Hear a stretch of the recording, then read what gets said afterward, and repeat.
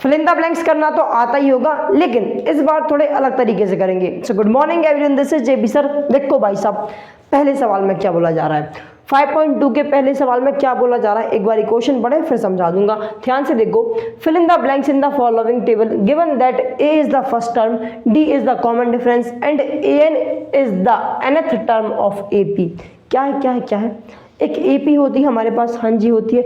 उस एपी में क्या क्या होता है, उस एपी में फर्स्ट टर्म होता है, फर्स्ट टर्म दी गई है, कॉमन डिफरेंस होता है वो भी दिया है, नंबर ऑफ एन क्या होता है, नंबर ऑफ टर्म, मतलब वो जो एपी में जो टर्म आ रही है उसकी पोजीशन क्या है वो कौन बताता है, एन बताता है। कौन बताता है, एन बताता है।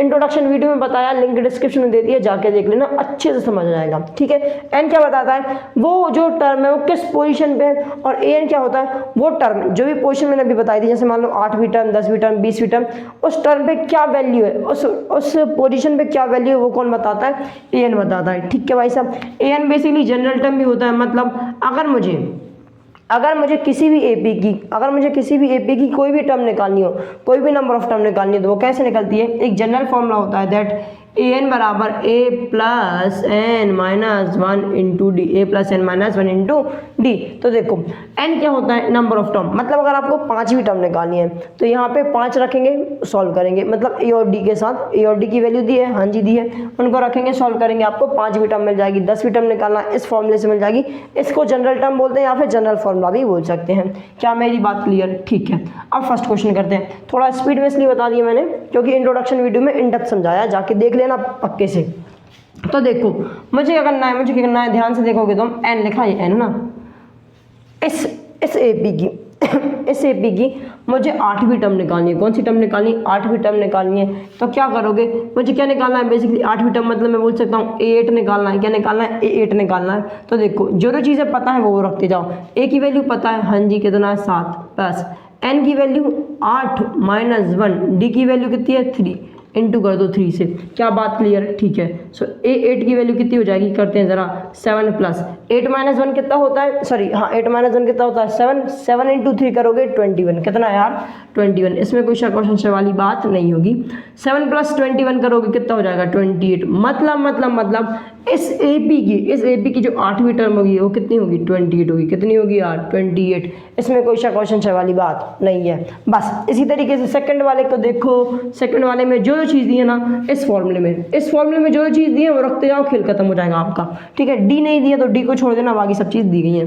ठीक है, ए एन की वैल्यू कितनी दी है, ए एन की वैल्यू 0 दी है तो 0 रख दो, बराबर ए की वैल्यू कितनी है -18 प्लस n माइनस 1, तो देखो n दिया है, हाँ जी दिया है, कितना 10 माइनस 1 इंटू डी दिया है, नहीं दिया तो डी को डी ही रहने दो या फिर नॉर्मल इसको ऐसे डी लिख दो। ठीक है, क्या बात क्लियर है? क्या मेरी बात क्लियर है? ठीक है, डी को डी रहने दो, बाकी सब ठीक है, बाकी सब ठीक बस चल रहा है। अब जो माइनस का 18 है इक्वल टू किससे आएगा, तो किसका हो जाएगा, प्लस का हो जाएगा। सो बराबर, अब देखो ये जो था प्लस का हो गया, यहाँ पे क्या हो चला जाएगा 10 माइनस 1 इंटू डी, अरे हाँ ना बोले यार 10 माइनस 1 इंटू डी लिखूँ या फिर मैं इसको 9d भी लिख सकता हूँ, 9d भी लिख सकता हूँ, तो 9d लिख दो। जो 9 मल्टीप्लाई में इक्वल टू किससे आएगा, तो डिवाइड में हो जाएगा। सो डी बराबर क्या हो जाएगा 1 टाइम में 2 टाइम में, मतलब डी की वैल्यू कितनी आ गई यार, डी की वैल्यू आ गई 2, इसमें कोई दो राय वाली बात नहीं है, डी की वैल्यू 2 आ गई, साफ दिख रहा है, तो यहाँ पे 2 रखो, खेल खत्म करो।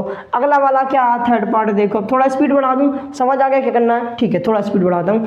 थर्ड वाले में फर्स्ट टर्म नहीं दी, बाकी सब कुछ दिया है। ठीक है, nth टर्म में कौन सी टर्म निकाल रहे हैं हम लोग, 18th टर्म निकाल रहे हैं। 18th टर्म की वैल्यू कितनी है -5 है। सो ए एन बराबर ये होता है, तो ए एन की वैल्यू दी है, रख दो -5 बराबर, ध्यान से देखो, ए की वैल्यू नहीं दी तो ए की वैल्यू ए रहने दो, प्लस एन माइनस एन कितना है 18 माइनस 1 इंटू डी की वैल्यू -3, डी की वैल्यू कितनी है -3, ये मल्टीप्लाई में डी है। ठीक है, करो सॉल्व इसको। सो -5 बराबर ए प्लस 18 में से 1 जाएगा, कितना बचेगा यार 17 बचेगा। 17 को -3 से मल्टीप्लाई कर दोगे, 17 को -3 से मल्टीप्लाई करोगे क्या हो जाएगा, 17 17 2 34, 17 3 51, वो भी माइनस का, किसका यार माइनस का 51 हो जाएगा। जो माइनस का 51 है वो इक्वल टू किससे आएगा, तो किसका हो जाएगा प्लस का 51 बराबर ए। सो ए की वैल्यू कैसे मिलेगी, इनको सॉल्व कर दो, खेल खत्म।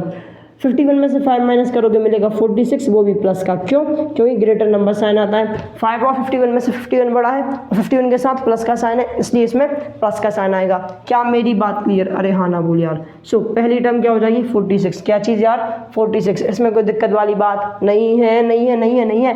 अब फोर्थ क्वेश्चन को सॉल्व करते हैं, जरा ध्यान से देखो क्या बोला जा रहा है।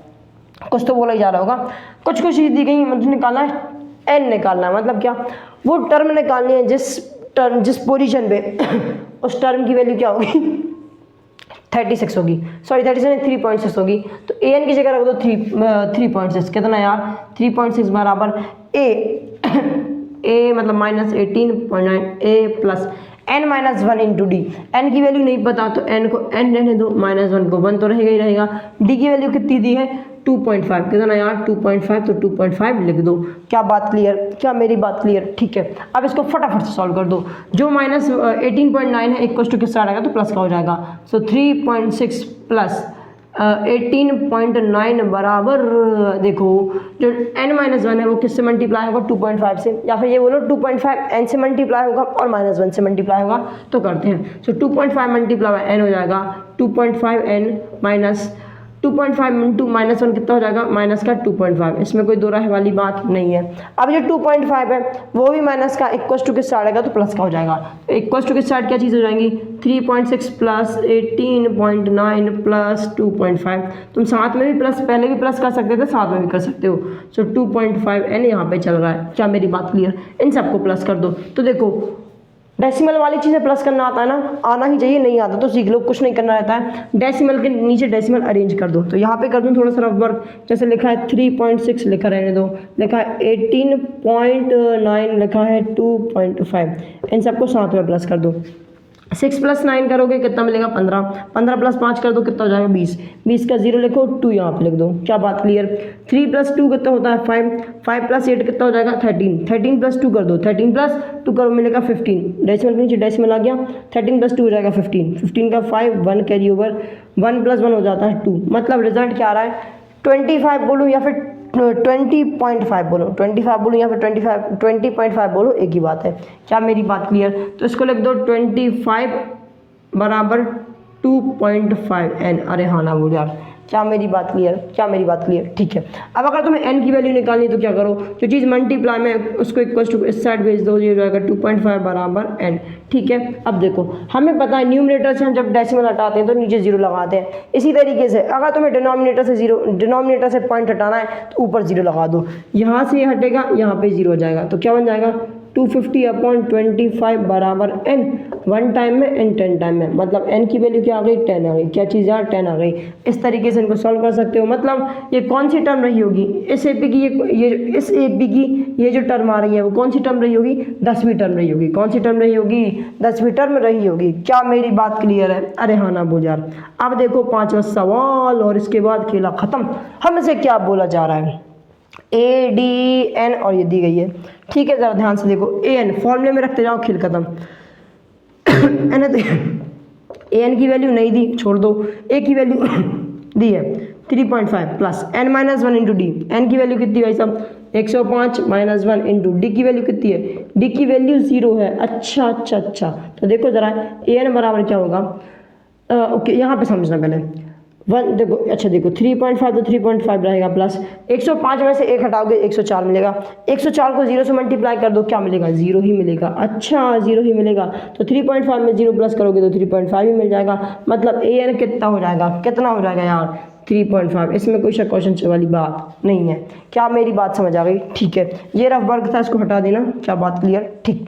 अब एक बार इसका स्क्रीनशॉट ले लो, ये भी करना होगा, ये भी करना, आराम से कर लेना, समझ जाएगा। अगर वीडियो पसंद आ गई, क्वेश्चन समझ आए तो वीडियो को लाइक करो, चैनल सब्सक्राइब करो। हम मिलेंगे यार सेकंड क्वेश्चन में अगली वीडियो के साथ। तब तक के लिए bye bye and have a good day.